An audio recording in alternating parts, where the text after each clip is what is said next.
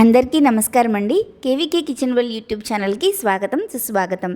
వేసవికాలం వచ్చిందంటేనే మనందరికీ మొదటగా గుర్తొచ్చేది మండే ఎండలు, అలసట, దాహం. మరి ఇలాంటి టైంలో శరీరానికి తక్షణ శక్తిని, చల్లదనాన్ని ఇచ్చే కర్బూజా షర్బత్ను ఎలా తయారు చేసుకోవాలో ఈ వీడియోలో నేను మీకు చూపించబోతున్నాను.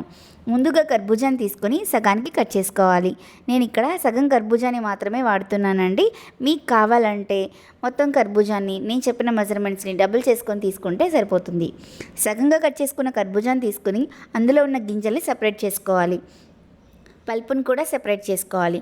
నేను ఈ షర్బత్ కోసం కంప్లీట్గా కర్బూజా పల్పును మాత్రమే వాడుతున్నానండి.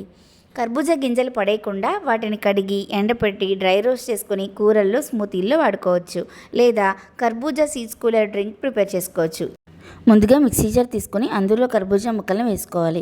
అలాగే 1/4 కప్ వైట్ షుగర్ని కానీ, బ్రౌన్ షుగర్ని కానీ లేదా తేనెను కానీ వేసుకొని మెత్తటి పేస్ట్ లాగా పట్టుకొని ఫ్రిడ్జ్లో పెట్టుకోవాలి. మనం సగ్గుబియ్యం ఉడకపెట్టుకునే లోపు కర్బూజా పేస్ట్ అనేది చల్లబడుతుంది. ఒక కడాయి తీసుకుని 2 కప్పుల నీటిని మరిగించాలి.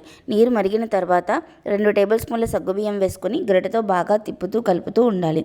సగ్గుబియ్యంలో ఉండే వైట్ పార్ట్ డిసపియర్ అయిపోయేంత వరకు సగ్గుబియ్యాన్ని ఉడకపెట్టుకోవాలి.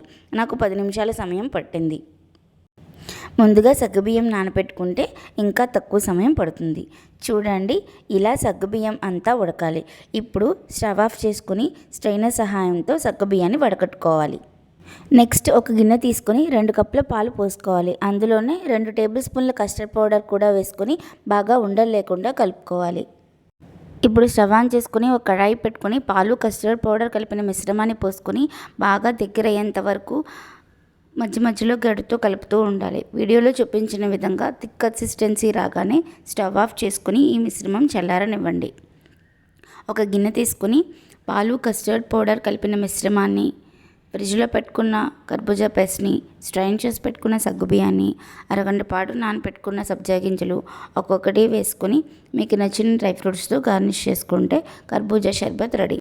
నేను కర్బూజా పల్పుని తీసేసిన తర్వాత ఆ షెల్ పడేయకుండా అందులోనే ఈ షర్బత్ని పోసుకొని డ్రై ఫ్రూట్స్లో బాదం, జీడిపప్పు, పిస్తా పప్పు అన్నీ ఒక్కొక్క స్పూన్ వేసుకొని గార్నిష్ చేసుకున్నాను. మీరు కూడా తప్పకుండా ప్రయత్నించి మీకు ఎలా కుదిరిందో నాతో కామెంట్స్లో షేర్ చేయండి. ఈ వీడియో మీకు నచ్చినట్లయితే మీ ఫ్రెండ్స్కి, ఫ్యామిలీస్కి షేర్ చేయండి. ఇలాంటి మరెన్నో homemade tasty and easy recipes కోసం కేవీకే కిచెన్ వరల్డ్ యూట్యూబ్ ఛానల్ని సబ్స్క్రైబ్ చేసుకోండి. Thank you so much for watching.